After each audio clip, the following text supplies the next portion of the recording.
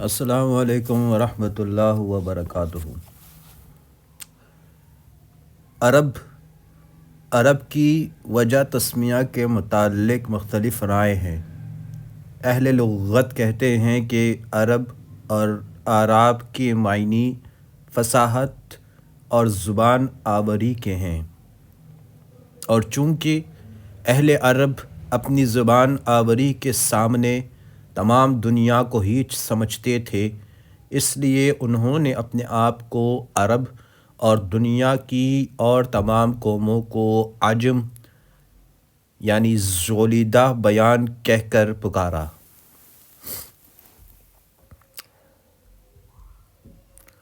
بعض کی رائے ہے کہ عرب اصل میں عربہ تھا۔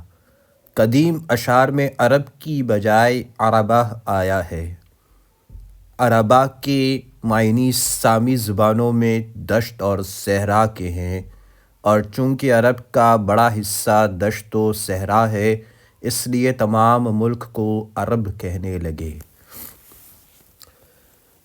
عرب کے حدود و عربیہ یہ ہیں: مغرب بحیرہ کلزم، مشرق خلیج فارس اور بحر عمان، جنوب بحر ہند، شمال کی حدود بہت مختلف ہیں۔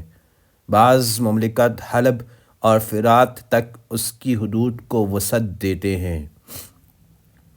سینا کا جزیرہ نما جس کا نام التیا ہے، اکثر مصنفین عرب و یورپ اس کو مصر میں شمار کرتے ہیں، لیکن جیالوجی کی روح سے وہ عرب سے متعلق ہیں۔ عرب کی پیمائش باقاعدہ اب تک نہیں ہوئی، تاہم اس قدر یقینی ہے کہ وہ جرمن اور فرانس سے چوگنا زیادہ وسیع ہے۔ طول تقریباً 1500 میل، عرض 600 میل اور مجموعی رقبہ 12 لاکھ مربع میل ہے۔ ملک کا بڑا حصہ ریگستان ہے۔ پہاڑوں کا جال تمام ملک میں پھیلا ہوا ہے۔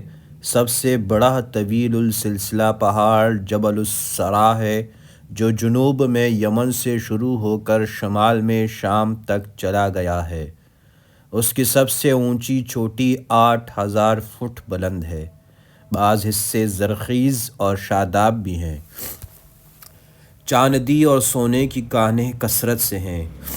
علامہ ہمدانی نے صفت جزیرۃ العرب میں ایک ایک کان کا نشان دیا ہے۔ قریش جو تجارت کیا کرتے تھے، مورخین نے لکھا ہے کہ زیادہ تر ان کا مال تجارت چاندی ہوتی تھی۔ پرٹھن صاحب نے مدین کی طلائی معاون پر خاص ایک کتاب لکھی ہے۔ اسلام سے قبل عرب کی تاریخ کے ماخذ حسب ذیل ہیں۔ زمانہ جاہلیت کی بعض تصنیفات جو سلاطین حیرہ کے کتب خانے میں محفوظ تھیں اور جو ابن حشام کو ہاتھ آئیں، اور جن کا ذکر علامہ موصوف نے کتاب التیجان میں کیا ہے۔ زبانی روایتیں جو قدیم سے چلی آتی تھیں۔ عرب کا حافظہ نہایت قوی تھا، یہاں تک کہ آج اشعار جاہلیت کا جو وسیع ذخیرہ موجود ہے، اسلام کے زمانے تک زبانی ہی روایت ہوتا چلا آتا تھا۔ اس بنا پر عرب کی قدیم تاریخ کا کافی سرمایہ محفوظ تھا۔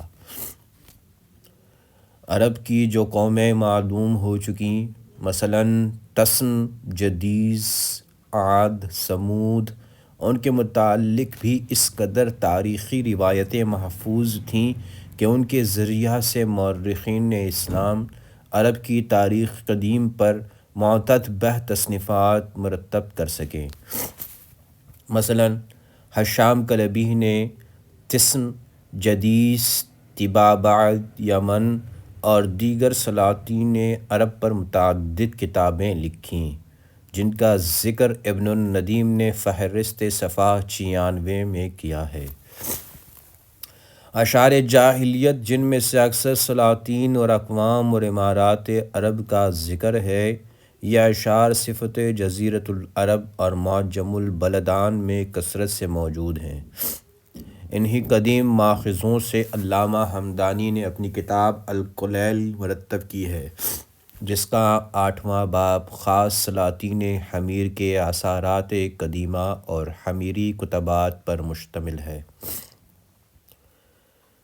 یورپ کی قدیم تصنیفات مثلاً مصنفین یونان نے تھیوفراسٹس جو سیدنا عیسیٰ صلی اللہ علیہ وسلم سے 400 برس قبل تھا سے لے کر بطلیموس تک بہت سے قبائل عرب کے نام لکھے ہیں اور ان کی آبادیوں کے نام بھی بتائے ہیں۔ رومن مورخ پلینی نے بھی عرب کے متعلق لکھا ہے، گو نہایت مختصر ہے۔ عرب کی قدیم ویران شدہ عمارتوں کے کتبات جو قدمائے اسلام نے دریافت کیے تھے اور جو آج کل یورپ نے نہایت کثرت سے مہیا کیے ہیں،